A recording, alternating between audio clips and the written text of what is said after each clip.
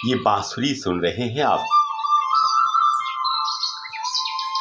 यहाँ एक ओर मिठास है, स्वरों का जादू है, लेकिन दूसरी ओर मानव मनोविज्ञान को समझने और समझाने की एक ऐसी परंपरा है जिसे सदियों से हम गीता के नाम से जानते हैं।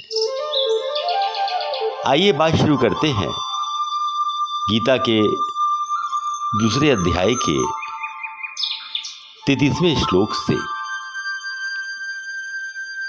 अथ चेतमिमं धम्मर्यं संग्रामं न करिष्यसि ततः स्वधर्म कीर्तिं च हित्वा पापम वाप्स्यसि। अगर शाब्दिक अर्थ की बात करें तो अर्जुन के युद्ध न करने के निर्णय पर श्री कृष्ण जी उससे कहते हैं, हे अर्जुन, अगर तू इस धर्म युक्त युद्ध को नहीं करेगा तो स्वधर्म और कीर्ति को खोकर पाप को प्राप्त होगा। आइए इस श्लोक का हम मनोवैज्ञानिक विश्लेषण करते हैं। एक शब्द आया, धर्म युक्त युद्ध। यहां दो बातें विपरीत नजर आ रही हैं। एक ओर तो युद्ध जिसे शाब्दिक अर्थों में विनाश का पर्याय माना गया है, और दूसरी ओर धर्मयुक्त अर्थात ऐसा युद्ध जिसमें धर्म भी शामिल हो। अब युद्ध तो स्वयं में विनाश का ही द्योतक है, वो भला धर्म कैसे हो सकता है या उसमें धर्म शामिल कैसे हो सकता है? बड़ा ही महत्वपूर्ण प्रश्न है ये। यहां युद्ध का तात्पर्य उन युद्धों से नहीं है जिनकी कल्पना हम युद्ध के नाम पर करते हैं। भारत पाकिस्तान युद्ध, अमेरिका वियतनाम युद्ध या ऐसे ही अन्य युद्ध। यहां इस तरह के युद्ध की बात नहीं की गई है। यहां युद्ध का अर्थ है आने वाली किसी भी परिस्थिति का सामना करना। अब यदि हम विचार करें तो सुबह जागने से लेकर रात्रि के शयन काल तक कितनी ही परिस्थितियां सामने आती हैं, जिनमें कुछ सामान्य होती हैं, लेकिन अधिकांश हमारे लिए बहुत विपरीत होती हैं, और उनका सामना करने के लिए हमें मानसिक स्तर पर अपने आप को तैयार करना पड़ता है। अब यहां प्रश्न ये उठता है कि वे परिस्थितियां आपके अनुकूल हैं या प्रतिकूल। अनुकूल हैं तब तो कोई बात नहीं, किंतु यदि प्रतिकूल हैं तो ध्यान देने की बात यह है कि वो परिस्थिति जो आपके सम्मुख आई है वो आपके दोषों के कारण आपके लिए प्रतिकूल बनकर आई है अथवा किसी और कारण से। अब यदि उसमें आपका कोई दोष नहीं है और फिर आपको उसका सामना करना है, तो उसके लिए आप एक मानसिक युद्ध क्षेत्र छेड़ देते हैं,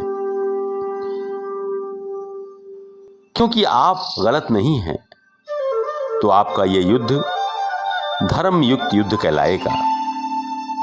और अगर आपने उसे नहीं किया तो निश्चित रूप से आप जीवन के पथ पर, प्रगति के पथ पर चाहे वो प्रगति आपकी स्वयं की हो, आपके परिवार की हो, आपके समाज की हो, आपके नगर की हो या आपके राष्ट्र की हो, आप पीछे रह जाएंगे, आप हार जाएंगे। और तब आपका ही मन, आपका ही विवेक आपसे कहेगा कि आपने इस धर्मयुक्त युद्ध में भाग न लेकर बहुत बड़ी गलती की है। और तब न केवल और लोग जिनके मन में आपकी एक स्वच्छ छवि है, वे उस छवि में कहीं ना कहीं कुछ दागों को देखने लगेंगे और वे उसका दूषित चित्रण करेंगे और आपकी कीर्ति ये भी दूषित हो जाएगी। साथ ही आप पाप के भी भागी होंगे। अब एक प्रश्न यहां फिर उठता है कि पाप आखिर है क्या? एक ही क्रिया एक परिस्थिति में पुण्य होती है और दूसरी में पाप।